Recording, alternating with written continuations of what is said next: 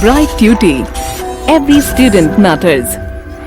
Hello, dear students. Welcome to another lecture.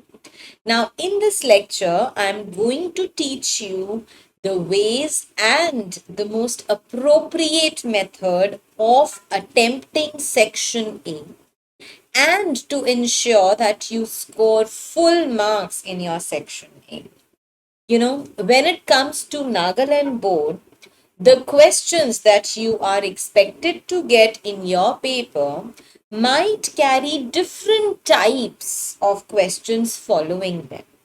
The passages will have different typology of questions. They can be multiple choice questions. There can be questions where you simply have to state whether they are true or false. Then there can be, questions which will test your vocabulary, tell you to find the words which mean the same as something or the opposite to something. Then there can be simple questions wherein you'll have to answer, on the basis of what you have read in the passage.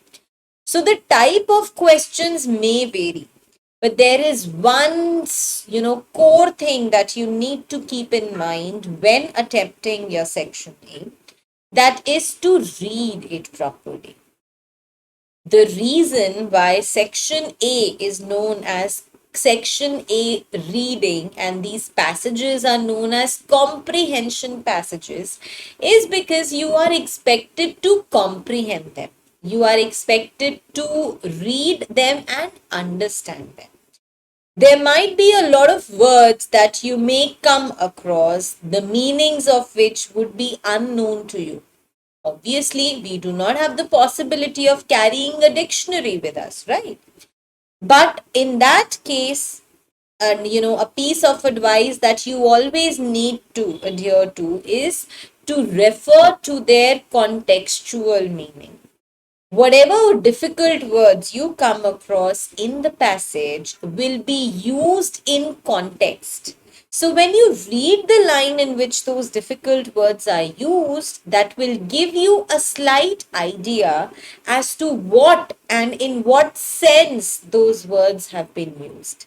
And that would be enough for you to answer the questions based on it.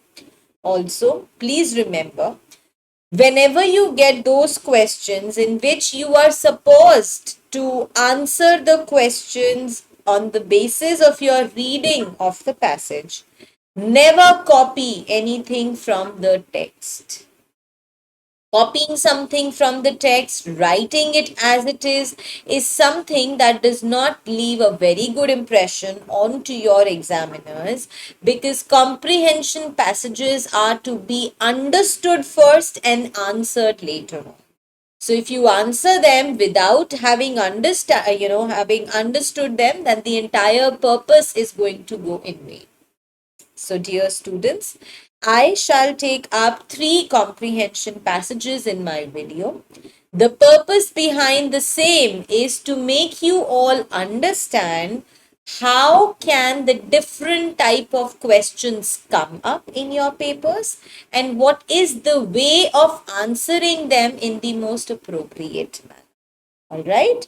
So, without much ado, let us begin with our first passage.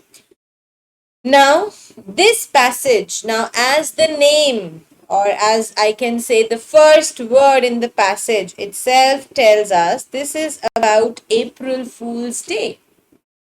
So the passage says, April Fool's Day, sometimes called All Fool's Day, falls on the first of April every year. People play practical jokes on each other on this day. If you have been fooled on April Fool's Day, you may wonder how this tradition started. Well, you're not alone. No one knows for sure how April Fool's Day began, but the most likely explanation has to do with the calendar. People used to celebrate New Year's Day on April 1st. So you see, on reading the very first paragraph of this passage, we've got the hint that this passage deals with the April Fool's Day. So the writer tells us that April Fool's Day is sometimes called the All Fool's Day, and it falls on the first April of every year. Now, people they play practical jokes on each other. Now, what do we mean by practical jokes? Practical jokes means those jokes which are related to the routine life of the people, which are related to those things which our people do on a daily basis. So people usually play very general day-to-day, core jokes with each other. Now, if you've been fooled on the April Fool's Day, you may wonder, you must be thinking, how did this day start? So the writer tells us that you are not the only one who has this question in mind, because there are a lot of people who've been thinking about it and nobody knows exactly how did April Fool's Day begun. But the most likely explanation behind the same is with respect to the calendar. Now, there was a time when people would celebrate New Year's on the 1st of April. Okay. In the 1500s, the calendar changed and so did the date of the new year. So 1500, what happened? The calendar also changed, and because of the change in the calendar, the New Year's date also changed. But some people resisted it. They disagreed to to follow the same. They did not accept it, and they continued to celebrate the New Year on 1st April.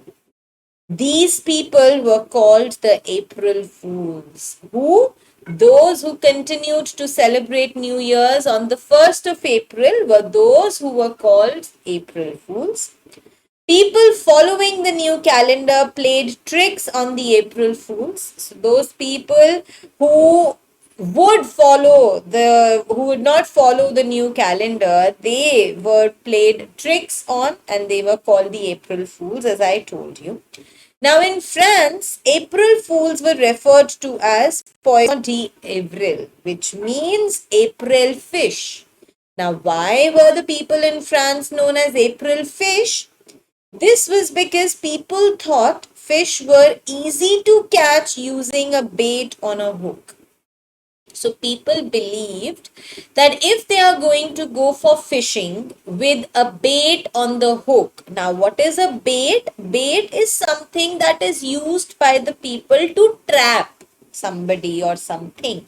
So here the people believe that if they are going to attach some bait onto the end of their hook, it will be easier for them to catch a fish.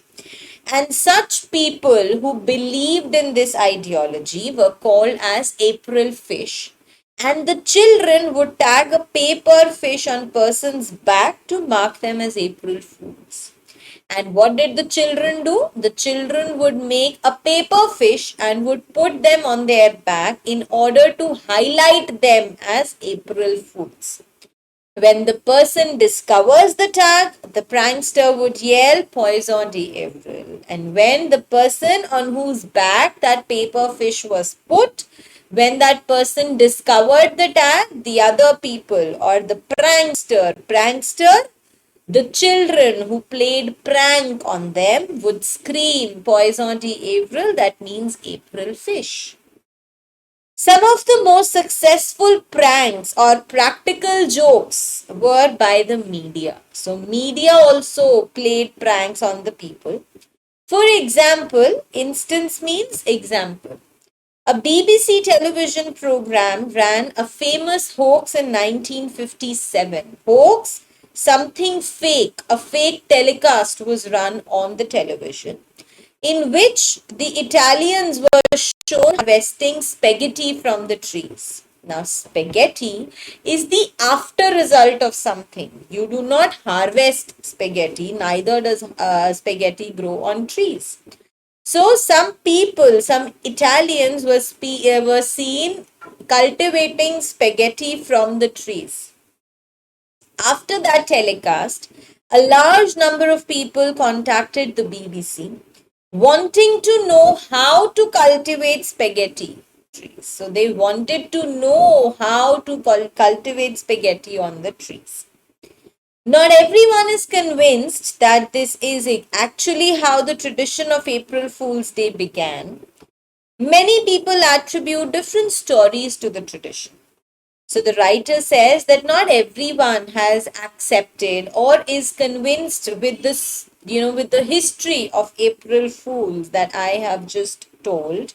But every person has a different story attributed. Every person has a different story in connection to the April Fool's Day. And maybe it is just a day to celebrate the Joker in all of us. The writer says maybe this day is celebrated to remind each one of us that the Joker inside us should never die. So, the writer has told us about some facts on how and why the April Fool's Day began.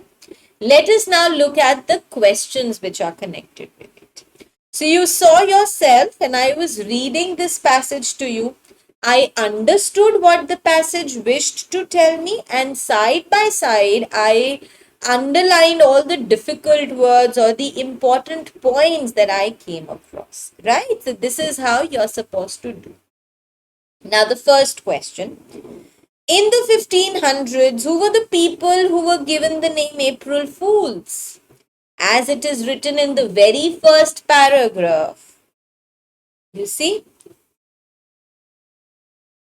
The people who used to celebrate the new year on 1st of April.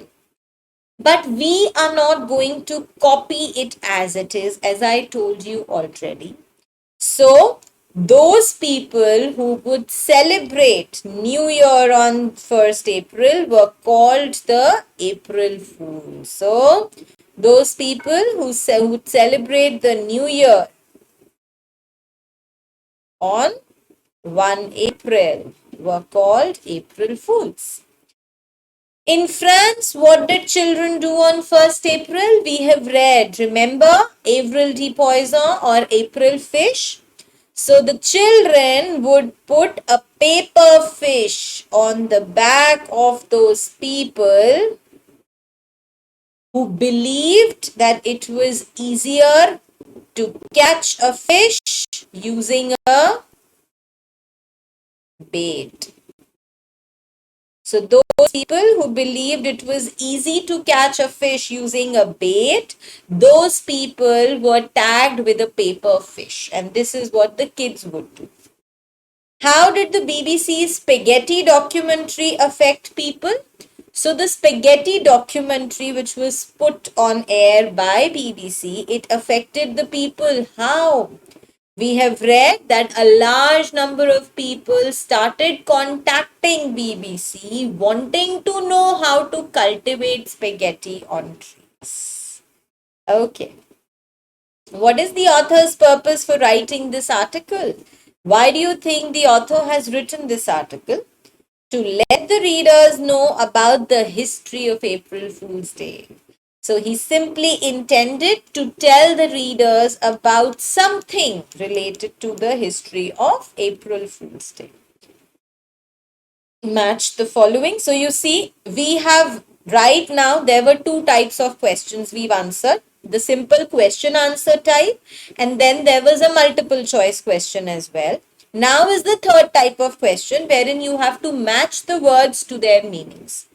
So what is the meaning of the word calendar? What is a calendar? It is a table for tracking, keeping track of the days.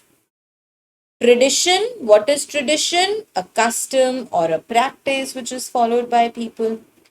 Bait, as I told you, it is something which is used to tempt or trap an animal or people.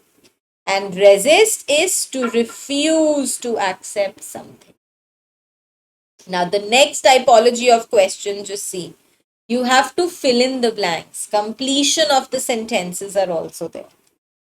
So, what do we mean by practical jokes? So, practical jokes means the jokes which are related to the day-to-day life or the daily routine of the people.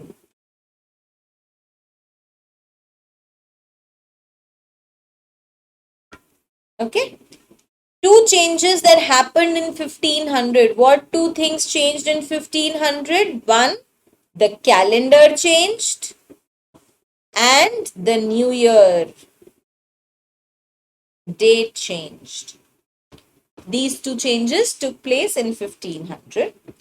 April fish refers to people who were these people? Who believed that it was easy to catch fish using a bait. These were the people who were termed as April fish. The word prankster has dash connotations. Now, what do we mean by connotation? Connotation means meaning, reference. Do you think the word prankster has got anything negative related to it? No. We use the word prankster for those people who play a trick on somebody without harming the other person. You know, harmless people are known as pranksters. So it has got no negative connection to it. So it is a positive connotation. Now, the last sentence is successful pranks by media indicates jokes that were able to. What do we mean by the successful pranks by the media? Those jokes that were able to affect or influence the people at large. Okay, since we are talking about media, media always has a bigger impact on the people. So those jokes which affected a huge group of people were the successful pranks by media. So you see, dear students, I've taken up one question. I read it to you. We understood that question together, and then there were multiple types of questions on the basis of it that we answered. I'm sure there was no difficulty in answering it. Right. Why? Because we understood it well. Let us move on to the next question now. This question, this passage that we are reading is an extract from the Kabuliwala by Rabindranath Tagore. We all have read this beautiful story, the Kabuliwala by Rabindranath Tagore. So this is a small extract. So you see, the earlier passage that we solved was an informative passage. This one is an extract. This is a literary passage, right? So let us read that now. My 5-year-old daughter, Minnie, can't stop talking for a minute. After coming into the world, it only took her a year to learn to speak.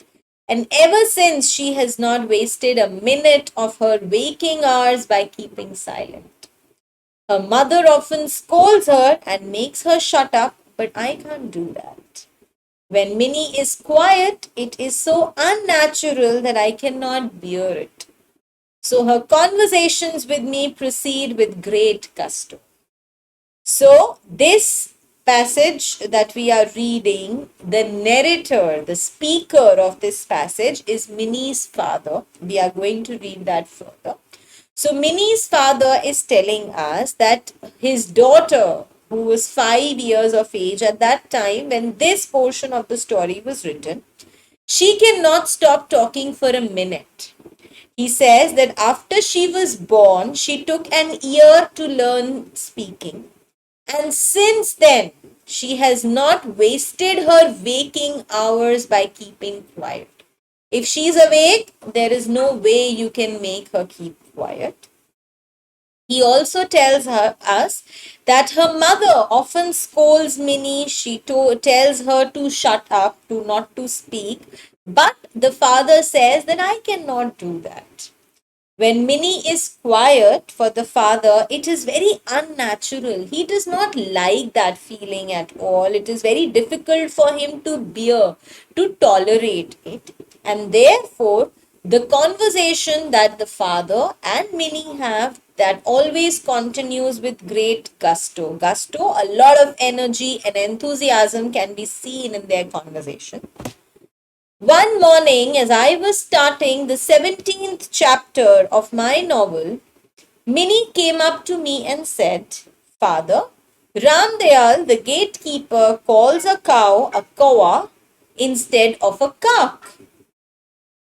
He does not know anything, does he? So one morning, the father tells us that when he was starting the 17th chapter of his novel, his daughter Minnie came to him and said that Ramdayal, who was their gatekeeper, he called a crow as a kawa rather than a cock. So Minnie made fun of Ramdayal with her father that he does not know anything. Before I had a chance to enlighten her about the multiplicity of languages in the world, she brought up another subject. So the father says that before I could apprise her, I could enlighten her, I could tell her about the multiple languages that exist in the world, she came up with a new topic of discussion. Guess what, father? Bhola says it rains when an elephant in the sky squirts water through its trunk. What nonsense he talks. On and on all day. So she told her father that Bhola would say that when an elephant, lifted its trunk and squirted water out of it, it threw out water from its trunk, that is when it rained. So she again made fun of Bhola and she said, how nonsense, what nonsense he says. And he says all this the all day long. Without waiting for my opinion on this matter either, she suddenly asked, Father, what relation is mother to you? So without waiting for an answer that the father could give over this elephant and the raining concept, she asked a question to her father that what is the relationship between you and mother? Good question, I said to myself, but to Minnie I said, now run off and play with Bhola, I've got work to do. So the father thought to himself that it was a good question, that what was the relationship between him and his wife, because to explain it to the child was something which was a little different and difficult. But rather than answering that question, the father said to Minnie, now run off and play with Bhola. I have a lot of work to do. But she then sat down near my feet beside my writing table and slapping her knees began to recite Agdumbaram at top speed. Meanwhile, in my 17th chapter, Pratap Singh was leaping under cover of night from his high prison window into the river below with Kanchanmala in his arms. So the father told Minnie to run off and play, but what did she do on the other hand? She sat on the ground near her father's feet and she started reciting a song. This Agdum Bangdam is a song. So she started reciting a song at a high volume. And meanwhile, at the same time, the father was on the 17th chapter and his hero, Pratap Singh, was leaping, was running under cover, hiding himself. He was running away from the prison with Kanchanmala in his arms. Now, this tells us something about Minnie's father, that he was a writer. He was writing a book and this was the character of his book. So my study looks out on the road. Minnie suddenly abandoned the Agdum Bagdum game, ran over to the window and shouted, Kabuliwala, Kabuliwala. So the father started looking onto the road and suddenly Minnie abandoned. She just left reciting that Agdum Bagdum game that she was reciting at a loud volume. She ran out, she ran over to the window and she shouted, Kabuliwala, Kabuliwala. So you see, this was a small extract which was taken from a big novel, Kabuliwala. And now we'll see the different kinds of questions that have been asked on the basis of it and how well we are able to answer them. Now, the first type of question is choose the right answer to complete the statements. So you are given with multiple answers and you have to choose the most appropriate of them all. She has not wasted a minute of her waking hours by keeping silent. This line suggests, what does this line suggest about Minnie? That she was an extremely talkative girl. Why could not the father tolerate Minnie being quiet? So, why was it so difficult for the father to see Minnie being quiet? A. Did he find it boring? No. Because it did not seem normal when Minnie was quiet. He himself has written that it was quite unnatural. When Minnie was quiet, it did not seem correct. When her father asked her to get out and play with Bhola, so when the father told Minnie to go and play with Bhola, what did Minnie do? Did she run out immediately? No. She went inside the house? No. She sat near the table and she began to sing. Whom does Minnie see outside the window? What did she shout? Kabuliwala. So you see, the first typology of questions on the basis of this passage was multiple choice. And now we are given with 3 questions which you will have to answer on the basis of your understanding of the passage. The first question, what do you think is the profession of Minnie's father? We've already discussed it. His story, he said, my character, Pratap. So he was a writer. Was Minnie's mother patient with her? Did she have the patience to listen to Minnie all day long? No, she was a little impatient because we have read that she would scold Minnie and would ask her to shut up. So this shows that she was not that patient with Minnie. Describe any 2 qualities of Minnie. Now, 2 qualities of Minnie that you can tell from this passage that we have read. She was talkative. She was very active or energetic, I can say. You see, the entire day, the father himself has told us that she does not waste even a single minute of her waking hour being quiet. Okay? So she was energetic, she was talkative, she was mischievous, and there are many more. So you see, dear students, this was the second passage, and it was with equal amount of ease that we were able to solve this passage also. Why? Because we understood it, and that was the reason why we were able to answer the questions. Let us look at one more passage for a better understanding. Now, this passage has a title, and the title of this passage is Forgiveness.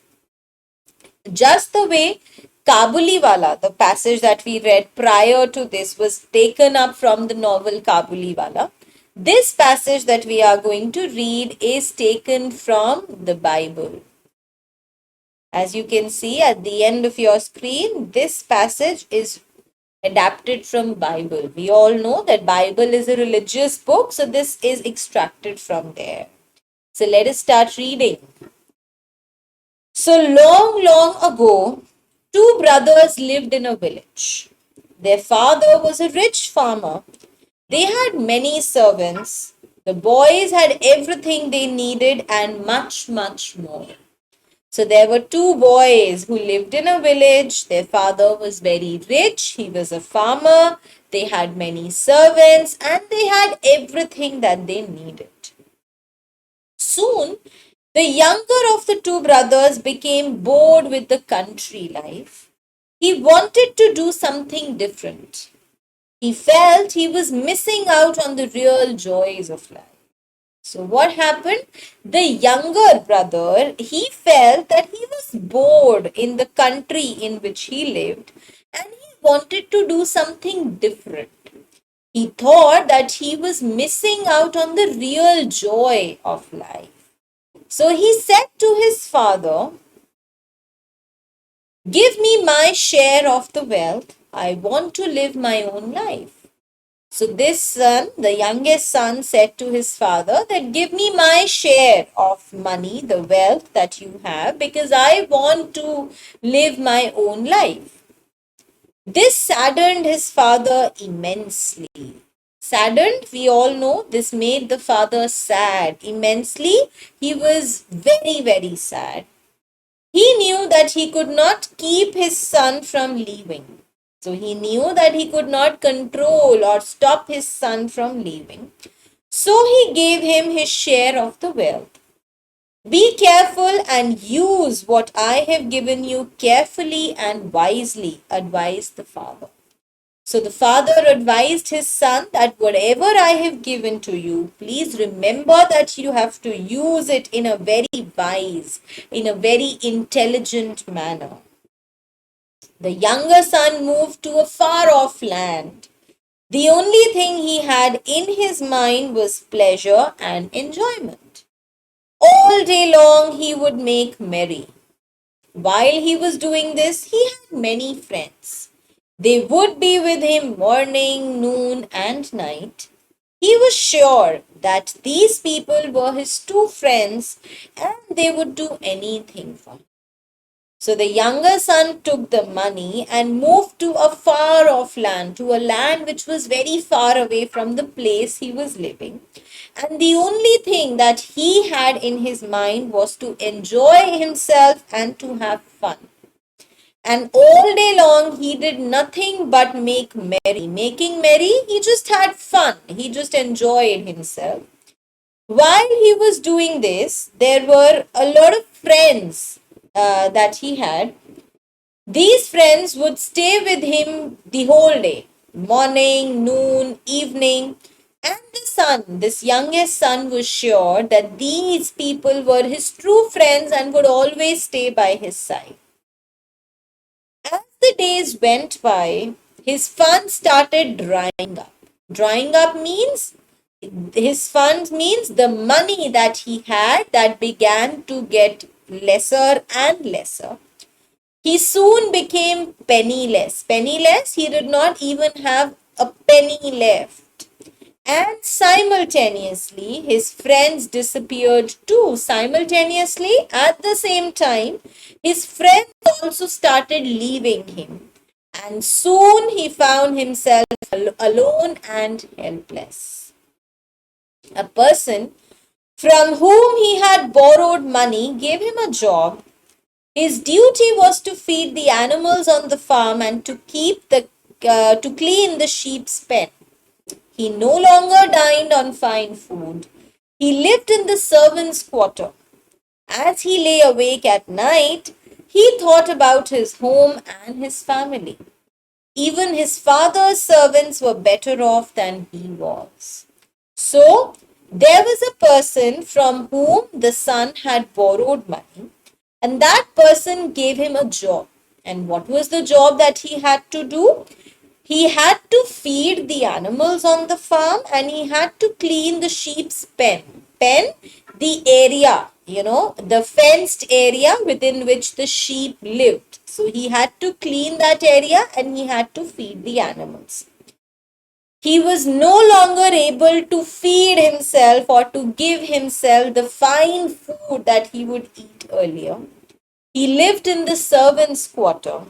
And one night when he was lying awake, so he could not sleep, he was lying awake and he thought about his home and his family. And he realized that the way his father kept his servants was better than the way he was treated as a servant. He finally realized how foolish he had been.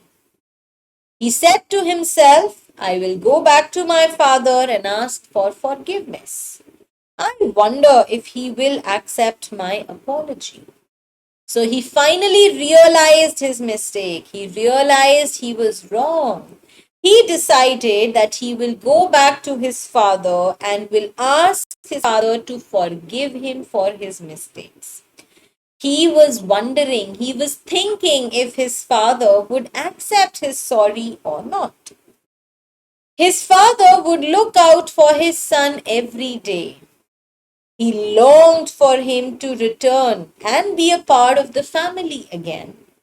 One day, when the old man spotted a bent figure trudging towards the farm, he ran towards him.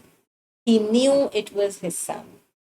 Now, the father also was looking forward to meeting his son every day.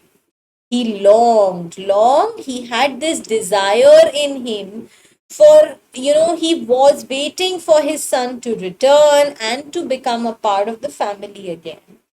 One day, the father spotted a bent figure. Spotted, saw. Bent, we all know somebody whose posture is a little bent because you're tired of working. So, this person who was bent was trudging towards the farm. Trudging, walking with a lot of difficulty towards the farm. The moment the father saw him, he knew that it was his son.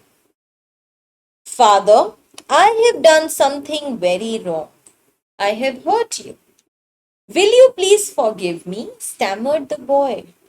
His father embraced him. He called the servants to bring him water to wash and fresh clothes to wear.